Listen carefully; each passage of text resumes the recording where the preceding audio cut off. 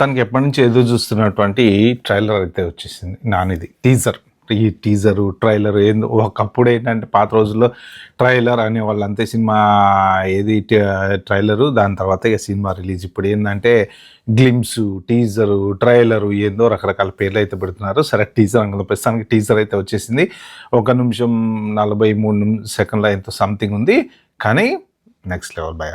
Hit 3 తర్వాత నానికి మాత్రం ఇది దసరా డైరెక్టరు యాక్చువల్గా అంటే కొంత ఆ బ్లాక్ ఇది కనబడుతుంది. సినిమా అంతా ఏంటంటే ఇప్పుడు ఇదివరకు ప్యూర్గా సినిమాలకు కనిపించేది. ఇప్పుడు అంతా ఏంటంటే నలుపు, ఎరుపు అంటే రక్తం, నలుపు అంటే ఇక మనుషులు కనపడకుండా చీకటి సినిమాలు అన్నమాట. డార్క్ సినిమాలు అంటారు వీటిని. సో ఆల్మోస్ట్ అలా అదే కనబడుతుంది. అయితే సినిమా అంతా రక్తపాతమే. హిట్ 3 కొంచెం ఇక నరకుడు చంపుడు దీంట్లో కూడా ఉంది. సో కాకపోతే ఏంటంటే బాగుంది. అంటే ఆ టీజర్లో కూడా కొంత అసలు ఏంటి సినిమా అనేది గెస్ చేసుకునే అవకాశం అయితే దొరికింది మొత్తానికి. సో మనం ఒకసారి టీజర్ చూద్దాం. కొంచెం ఆ డైలాగ్స్ అవి ఇవి చూసి ఈ దేశం ఎవరిది, తర్వాత ఈ జాగ ఎవరిది అనే డైలాగులతోటి, అంటే ఇప్పుడు ఏదో సంథింగ్ జరుగుతుంది అని నాని వెళ్ళి వాళ్ళందరికీ సపోర్ట్ చేసి మరి అక్కడ జెండా అది ఇది అంటున్నారు. ఎలక్షన్లో నిలబడతారా ఏంటనేది తెలియదు, కానీ ఒకసారి చూద్దాం. చూస్తూ డిస్కస్ చేసుకుందాం మనం టీజర్. ఓకే,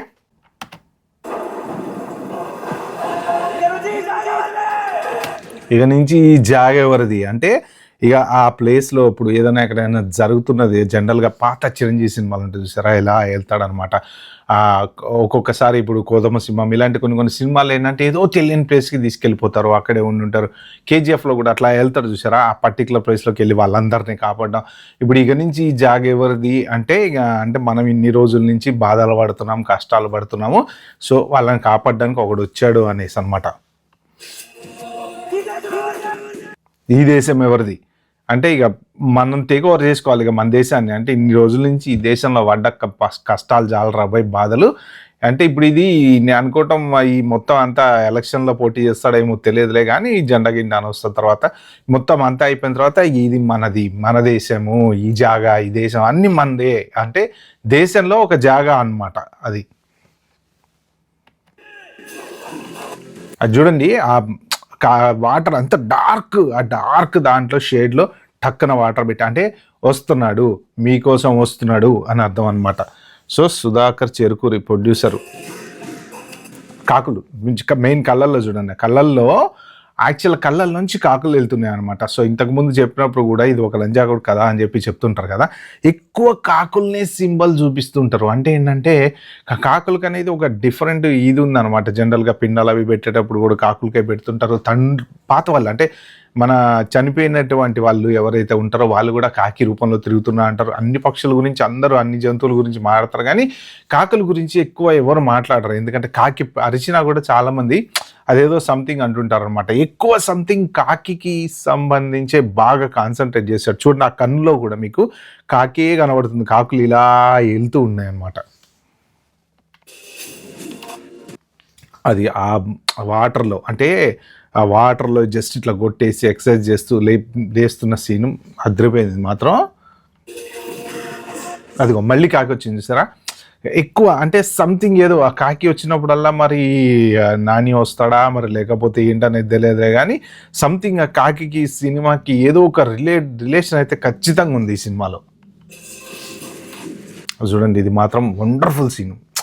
అంటే ఇట్లా సింగిల్ హ్యాండ్ తోటి ఇలా గిరగిరి తిరగడం అనేది మాత్రం నిజంగా అంటే కొన్ని సీన్లు డైరెక్టరు మొత్తానికి మామూలుగా ఆలోచించాలి. అంటే వీళ్ళ స్క్రీన్ ప్లే ఇప్పుడు వాళ్ళ మొత్తానికి సినిమాలలో కథలు గీతలు ఏముండవు, అంతా స్క్రీన్ ప్లేనే. జనాలని కూర్చోబెట్టి ఎట్లా ఎంటర్టైన్ చేయాలి అన్నదే మెయిన్ ఇంపార్టెంట్ తప్ప కథ అనేది పెద్దగా ఉండదు.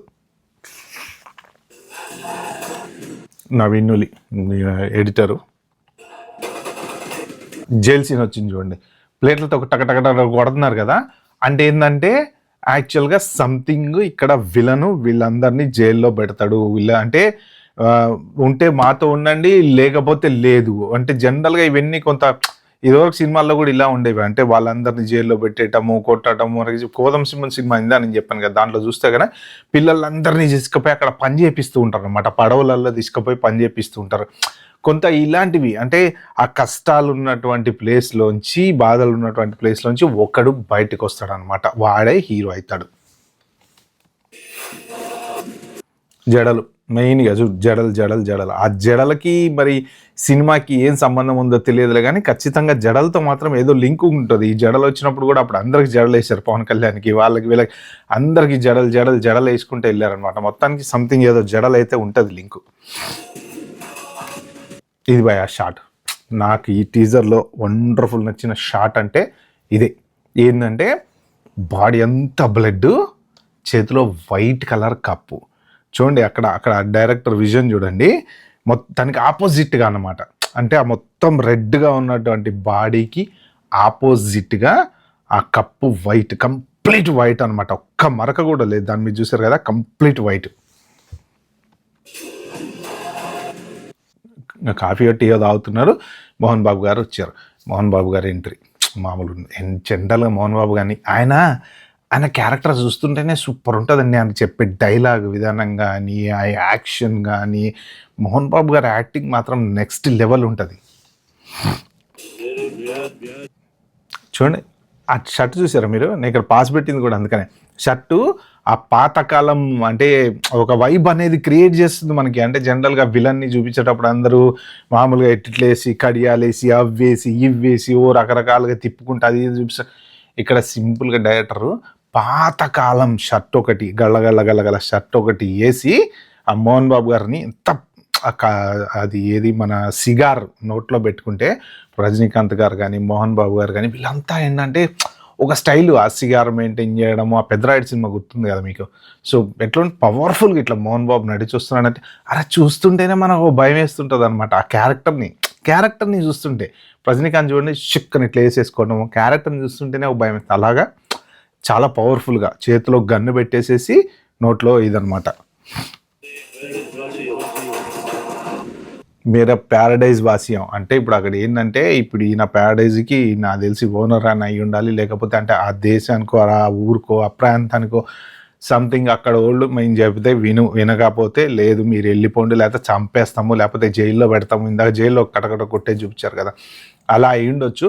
మోస్ట్ ప్రాబబ్లీ ఇక వాళ్ళందరినీ కాపాడడానికి ఇక హీరో లాగా నాని వస్తాడనమాట. మోస్ట్ ప్రాబబ్లీ మరి మోహన్ బాబు కొడుకే నాని అయి ఉండొచ్చు, తండ్రి కొడుకులు కూడా మరి కొట్టుకుంటున్నారో ఏమో అన్నట్టు కూడా ఉండొచ్చు అన్నమాట. విలన్ ఎంట్రీ చూడండి, మొత్తం ఈ అంతా ఏది బంగారంతో బ్లడ్ తోటి రకరకాలుగా హీరోయిన్ వచ్చింది. అంతా రక్తపాతం మళ్ళీ చూడండి ఎట్లా కోస్తున్నారు పీక. అంటే చెప్పిన మాట వినకపోతే కోసేస్తాం చంపేస్తాం అని ఉండొచ్చు మోస్ట్ ప్రాబబ్లీ.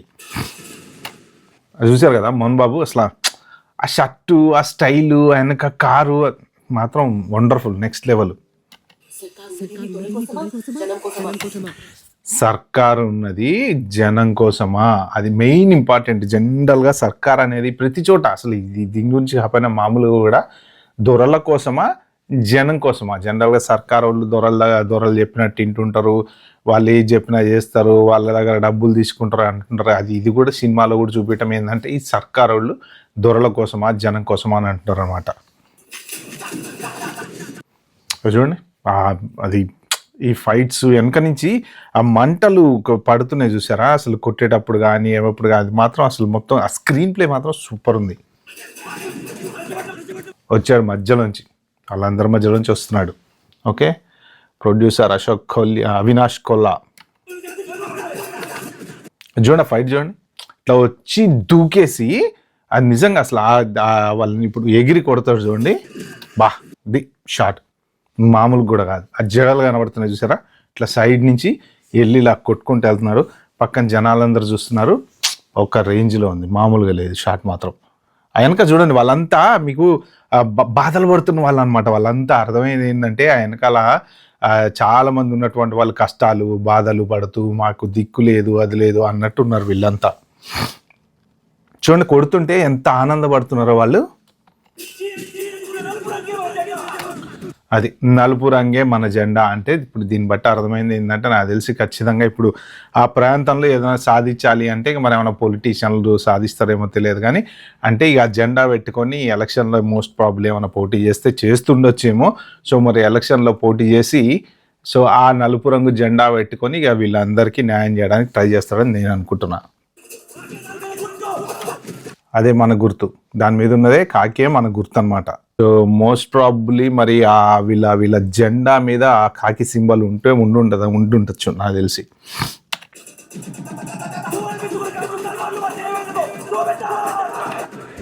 ఫైనల్గా ఏమవుతుందో చూపిద్దాము అంటే మనం అందరం తలుచుకుంటే ఏమవుతుందో చూపిద్దాం అని అంటున్నారు.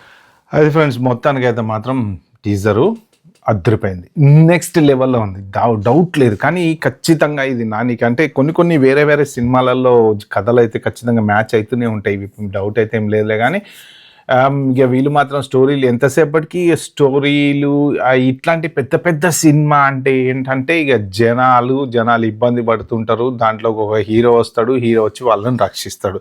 కేజీఎఫ్ తీసుకోండి, ఇదే తీసుకోండి, లేకపోతే ఇక ఆల్రెడీ ఇవన్నీ ఎప్పుడూ పాతకాలం చిరంజీవి సినిమాలన్నీ ఎప్పుడో వచ్చేసినాయి. కృష్ణ, చిరంజీవి ఇట్లాంటి వాళ్ళు తీసిన సినిమాలు ఏంటంటే కొంత స్క్రీన్ ప్లే మీద నడిపిస్తారు అనమాట వీళ్ళు. అదే జస్ట్ మోస ఏదో కొంత అదే ఉంటుంది, 100% యాజ్ టీజ్ మక్కి కొట్టరు. కానీ కాకపోతే ఏంటంటే కొంచెం దాన్ని స్క్రీన్ ప్లేతో నడిపించుకుంటూ రావాలి. ఇప్పుడు నానిది హిట్ 3 తీసుకుంటే ఏంటంటే ఇక చంపుడు నరకుడు. కానీ దసరా చూస్తే మళ్ళీ డిఫరెంట్, ఆ బ్లాక్ షేడ్లో దసరాలో బొగ్గు గన్లో బొగ్గుతో మొత్తం నరణాలుగా దాంట్లోంచి మళ్ళీ అది కొంచెం దీనికి ఏమన్నా ఆ రంగు ఏదో అంటిందా అన్నట్టు అనిపిస్తుంది. కానీ బట్ కొంత డిఫరెంట్ స్టోరీ అయితే డిఫరెంట్గా కనిపిస్తుంది. బట్ స్టోరీ జనరల్గా ఏముండదు, స్టోరీ చెప్పుకోవడానికి ఏముండదు, ఏమంత స్క్రీన్ ప్లేనే అంటే జనాలని అట్రాక్ట్ చేయడానికి ఉండేదే స్క్రీన్ ప్లే కరెక్ట్గా ఉంటే మాత్రం సినిమా 100% సూపర్ ఉంటుంది, దాంట్లో డౌట్ అయితే ఏం లేదు. సో ఇక ఈ చంపుకోటాలు నరుకోటాలు ఇక ఇవన్నీ ఏంటంటే మధ్యలో నాని 2-3 డిఫరెంట్ సినిమాలు చేశాడు. ఏది దసరా తర్వాత ఆయన అన్న ఒకటి చేశాడు, మళ్ళీ తర్వాత సరిపోదా శనివారం చేశాడు. సో కొంత డిఫరెంట్ సినిమాలు చేశాను, మళ్ళీ హిట్ 3కి వచ్చాడు. హిట్ 3కి వచ్చేసి మళ్ళీ ఇక నరుకోటాలు చంపుకోటాలు. సో ఇప్పుడు ఇది కూడా చూసుకుంటుంటే ఇక మొత్తం ఇక టీజర్లో లాస్ట్లో కూడా ఏంటంటే దిష్టి తీసుకుంటా, ఇరుగు దిష్టి పొరుగు దిష్టి అనుకుంటే దిష్టి తీసుకుంటే మొత్తం బ్లడ్తో కూర్చొని ఉంటాడు అనమాట. సో అది మొత్తానికి ఫ్రెండ్స్ ప్యారడైజ్ టీజర్ అయితే మాత్రం నిజంగా మంచిగా మెప్పించింది, చాలా బాగుంది. అంటే డిఫరెంట్గా ఉంది. అంటే ఇప్పుడు నానికి ఇప్పటివరకు వచ్చిన సినిమాలన్నీ ఒక డిఫరెంట్ స్టోరీ అయితే ఈ సినిమా ఒక డిఫరెంట్ స్టోరీ. కాకపోతే ఏంటంటే నా ఫీలింగు ఇక ఇట్లా వీళ్ళు ఈ పాన్ ఇండియా టెంపోలోకి వెళ్ళి హై బడ్జెట్ సినిమాలలోకి వెళ్ళి పెద్ద సినిమాలు కత్తులు నరుకుళ్ళు చంపుకోటాల్లోకి వెళ్ళిపోతే మళ్ళీ మామూలు కథలలోకి రాగలుగుతారా అనేది ఒక క్వశ్చన్ మార్క్ ఎప్పుడు నాకు ఉంటుంది. ఎందుకంటే ఇప్పుడు మామూలుగా ఇప్పుడు నాని సినిమాలన్నీ ఎలా ఉంటాయి, ఒక ఎంసీఏ తీసుకోండి ఫర్ ఎగ్జాంపుల్, లేకపోతే సరిపోదా శనివారం తీసుకోండి, లేకపోతే ఈవెన్ నా పాత సినిమాలు ఏదన్నా తీసుకోండి, నేను లోకల్ తీసుకోండి, ఒక కథ మంచి ఫ్యామిలీ ఎంటర్టైన్మెంట్ ఆ యాక్షన్ అవన్నీ చూస్తున్నాం కదా. ఇప్పుడు ఇలాంటి మూసలోకి వాళ్ళు ఇప్పుడు దసరా వచ్చింది, దసరా తర్వాత మళ్ళీ ఇప్పుడు ఇది వస్తుంది. ఇప్పుడు నెక్స్ట్ సినిమా చేయాలంటే మళ్ళీ ఆయన అన్న టైప్ సినిమా చేయగలుగుతారా, చేస్తే అభిమానులు చూడగలుగుతారా, నాని ఫ్యాన్స్ చూడగలుగుతారా? సో ఈ క్వశ్చన్ మార్క్ మాత్రం నాకు ఎప్పుడు మిగిలిపోతుంది. మీరు ఏమనుకుంటున్నారో కింద కామెంట్లో మెన్షన్ చేయడం అస్సలు మర్చిపోద్దు. ప్యారడైజ్ నుంచి ఒకేసారి ఇప్పుడు హాయ్ నాన్న లాంటి సినిమా నెక్స్ట్ ఇంకొకటి చేశాడంటున్నా అని మీరు అభిమానులు కానీ ఎవరైనా తట్టుకోగలుగుతారా, సినీ ప్రేక్షకులు చూడగలుగుతారా, లేదు నానిని ఇలాగా ఈ పాన్ ఇండియాలో స్టార్ట్ చేశాం కాబట్టి అలాంటి సినిమాలే చూసుకుంటూ పోదామా అనేది మెన్షన్ చేయడం మర్చిపోండి. బాబాయ్, హ్యావ్ గుడ్ డే.